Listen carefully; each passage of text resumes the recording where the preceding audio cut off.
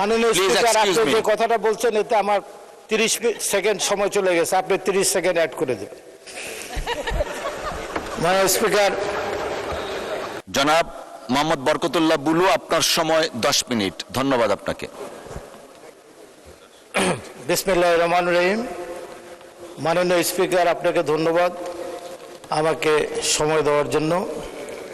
আমি আপনার দৃষ্টি আকর্ষণ করছি মাননীয় স্পিকার, আমি এই সংসদে রাষ্ট্রপতির ভাষণে বক্তব্য রাখি নাই এবং এই বাজেট এই কোনো কোশ্চেন কিছু করি নাই। একদিন মাননীয় বিরোধী দলের নেতার একটি নোটিশের উপর আমি একটু বক্তব্য রেখেছিলাম 7 মিনিট।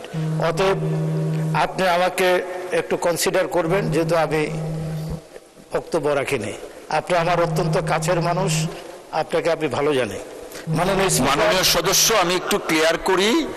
আমি প্রথম দিনেই বলেছি, I am instructed and advised by the honourable speaker.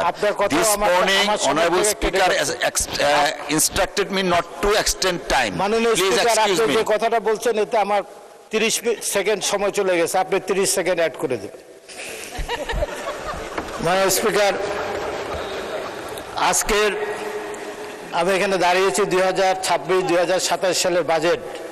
মাননীয় প্রধানমন্ত্রী এবং মাননীয় অর্থমন্ত্রী যে বাজেট দিয়েছেন, এই বাজেটটি জনবান্ধব, ব্যবসা বান্ধব এবং গণমুখী। আমি এই বাজেটকে অভিনন্দন জানাই।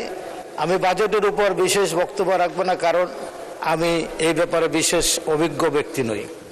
আমি দু একটি কথা বলতে চাই। মাননীয় স্পিকার, আমার এলাকা নোয়াখালী 3 বেগমগঞ্জ। বাংলাদেশের সবচেয়ে ধনী জেলা হচ্ছে নোয়াখালী এবং বাংলাদেশের সবচেয়ে ধনী উপজেলা হচ্ছে বেগমগঞ্জ, বৃহত্তর বেগমগঞ্জ। আমি সেখানকার প্রতিনিধিত্ব করি। অতএব মাননীয় অর্থমন্ত্রী, আমরা বাংলাদেশের রেভিনিউতে, জিডিপিতে নোয়াখালী এবং বেগমগঞ্জের মানুষ যে অবদান রাখে, সেই হিসাবে আপনি আপনার বাজেটটি আমাদের জন্য দেবেন, এটাই হলো আমার আজকে। মাননীয় স্পিকার, এখানে আমাদের বিরোধী দলের নেতা, যিনি সংসদে বিরোধী দলের নেতা, ওনাকে দেখতে অত্যন্ত শ্বেত শুভ্র একটি আত্মশুদ্ধ মানব বলে আমি বিশ্বাস করি।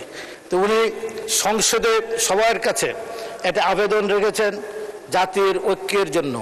আবার উনি কিছুদিন আগে একটি জনসভায় দাঁড়িয়ে বললেন, অতি আসন্ন, অতি শীঘ্রই বাংলাদেশে আরেকটি বিপ্লব সংঘটিত হবে। আমি ওনার এই কথার সাথে একমত হতে পারি নাই। 4 মাসের একটি সরকার, এখানে সবার ঐক্যমতের ভিত্তিতে জুলাই বিপ্লবের মধ্য দিয়ে সরকার এসেছেন, জুলাইয়ের গণঅভ্যুত্থানের মধ্য দিয়ে।